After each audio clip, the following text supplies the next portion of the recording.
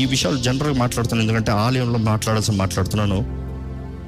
కొంతమంది ఈ లైవ్లో ఉన్నవారు ఎన్నిసార్లు చెప్పినా కొంతమందికి అభిప్రాయంతో అభిమానంతో కాంటెక్స్ట్ మిస్ చేస్తారు, తలతోకలేక కట్ చేస్తారు. ఉదాహరణకి నాకు ఒక సేవకులు ఫోన్ చేసి, బ్రదర్ 63 lakhs రోజు ఖర్చు పెట్టారా టెంట్కి? 63 lakhs అంతా 3 రోజులకి ఎంత అయింది? నేను అన్నాను, ఎవరు చెప్పారు మీకు 63 lakhs కట్టాలని? కాదు, మీ క్లిప్ కట్ చేసేసారే 63 lakhs అని చెప్పారు. అవునా? ఏది పంపించారు నాకన్నా. చూసినప్పుడు బ్రదర్ అందులో 4 కటింగ్లు జరిగాయి చూసారా అన్న. నేను ఒరిజినల్ క్లిప్ పంపిస్తానన్న, ఆ టైం నేను పెట్టి ఒరిజినల్ క్లిప్ పంపించా. ఒరిజినల్ ఓహో ఏంటి ఓహో 63 lakhs రోజుకి కానీ దేవుడు మనకి 3 రోజులు కలిపి ఒక ఫ్రాక్షన్ ఆఫ్ ప్రైజ్కి ఇచ్చాడు అని చెప్పా. ఫ్రాక్షన్ ఆఫ్ ప్రైజ్ అనేది డీటెయిల్స్ కావాలా చెప్తా. 12 లక్షలకి ఇచ్చాడు. 63 lakhs ఇంటూ 3 days అంటే ఎంత? అదే 63 lakhs కలిపి నీకు ఎంతకి ఇచ్చాడు 3 రోజులకి? సింపుల్. నీకు అన్ని డీటెయిల్స్ కావాలంటే రా, అకౌంట్స్ పెడతాను, కూర్చొని చూసుకో. అన్నీ మాకు రిజిస్టర్డ్స్ ఉంటాయి.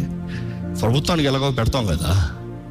Because this church is properly accounted.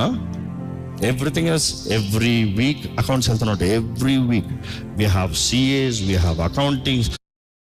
ఈ డిపార్ట్మెంట్ క్లియర్గా వెళ్తుంది. ఎందుకంటే ఈ చర్చ్కి we have 12A, which means tax exemption.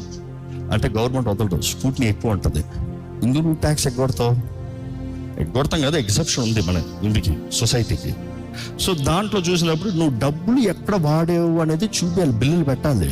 ఊరుకోడు, ఏ పేమెంట్ ఎక్కడికి వెళ్తే ఊరుకోడు. అదే సమయంలో వీ హ్యావ్ 80G అంటే ఏంటి?